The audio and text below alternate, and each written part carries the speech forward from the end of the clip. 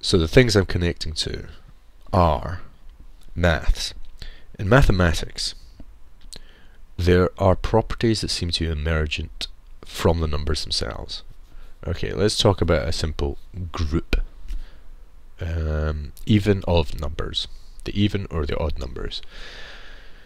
Now the even numbers you can define as being those numbers that are divisible by 2. That means it's relative to this fact that they're divisible by 2. But this fact is inherent to them. Okay. And then you get numbers that are divisible by 3, divisible by 4, and so on and so forth. And then you get those numbers that are not divisible by any other number, apart from itself. And 1 is the prime numbers. Okay, so we've managed to derive a class of numbers, the prime numbers, that are very interesting. Okay, we did not just randomly stick them together. Right? We didn't go, I've defined a set called prime numbers. And the prime numbers are 2, 3, 5, 7, not 9, 11, 13, and so on and so forth. And they're kind of like random, but they're not random. Okay, they are defined by the fact that they are not in any multiple of, you know, a previous number, 2, 3, 4, 5, and so on and so forth. They're only divisible by themselves and 1. Okay, so these sets of numbers come out of themselves. Okay, and that's what maths is, the relationship of number, and then kind of noticing the relationship between them. Now another form of mathematics is when we have sets, like for example the set of prime numbers, or the set of even numbers, and so on. But we could also have the set of, you know, pink numbers. Okay, set of pink numbers, 3, 2, 8, 11, 103, you know. And then what you could do is you could have a relationship between one set of numbers, the pink numbers, and another set of numbers, the blue numbers, and then you could kind of see the relationship between them and so on and so forth. And that's set theory. Now that's quite arbitrary. You can still do kind of like sets, you can apply logic to these sets, but it's not actually a property of the numbers themselves. Okay? This distinction is vital when we're talking about relationships, human relationships. There are certain forms of relationship that are inherent to us. So for example, our family. Family, blood relationships, or friends that we just happen to meet through our lives, which we don't choose, but they just kind of happen to meet. It's interesting because you're born into a family, you don't really have a choice about it. And you form relationships with these people, and they form you. They are inherent in you. I have my mother and father, you know, built into me genetically, but also socially. And also my siblings, my brothers and sisters, are part of me. Okay, they help model me, make me. So this also goes for friends. And this also goes for, okay, now I'm going to, okay, so do we get what we're saying? Those are real relationships, blood relationships, and also real relationships that you form throughout your childhood as friends, okay, with people. So much so that I would suggest, okay, right, as opposed to just meeting people, okay, and the fake relationships that people have with, for example, characters on soaps, TV soaps, and people form relationships. They actually watch these things, and they might be educational to an extent, but then they form relationships with these people, or with celebrities. Okay, there are these celebrities on television, media, and so on and so forth, transmedia characters, and we follow them because they're interesting. There's something about them which attracts us, celebrity stars, film stars, and so on and so forth. But there's something about it which is not real, it's fake, because it's based on the one-to-many relationship, or in fact just the one-way relationship. We get to see them and so on and so forth, they influence us, but we don't influence them. Okay, so that's, okay, so the contrast between these two, please consider the contrast between that in terms of maths, okay, the ones that are, okay, right. Third thing, school. This is what I did in classes, okay. When we did group work, the kids would ask, right, would they come into the class and they'd say, they knew group work that day, and they'd say, right, are we in friendship groups or are we by ability? You know, are we friendship group? Friendship groups, they defined by themselves into groups of 5, 6, 7, and that was that. Okay, and that's self-sorting. Then there was, and kids don't get to do that very often, kind of.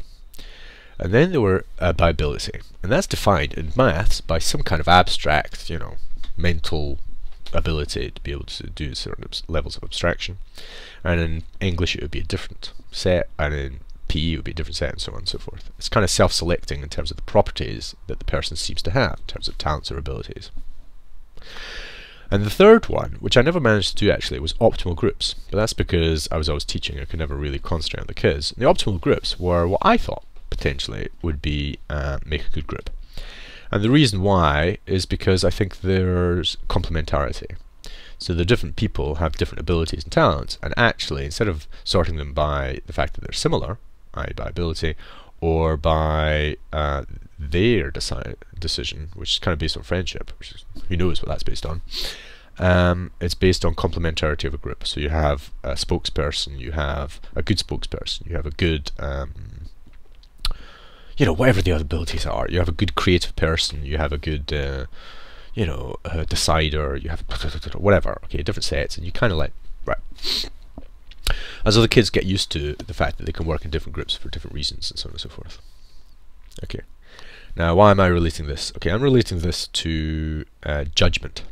Okay, in law, if we have a problem, we have altercation, we have lawyers, and then the lawyer puts it in front of a judge. The judge is an expert in terms of rules, rule sets, laws. Not really a wise man. Okay, not really a wise man, but perhaps they actually are useful as well in that way. But that would be the equivalent in a non, you know, complex society that we have. We have also a judgment by peers, a jury, and a jury seems to remarkably get to, you know, it's trusted. Why? Because it's random. And it's to do with if you're guessing the number of beans in a box, okay, sweeties in a box, in a jar, the actual average of everybody is closer to the actual real number than anybody's guess. Okay, and that's kind of what a jury does. It's to do with randomness. And I even met somebody who suggested that we should have a House of Commons, a House of Lords, and a House of Random Individuals. And they have to, I don't know, 400? Can you imagine?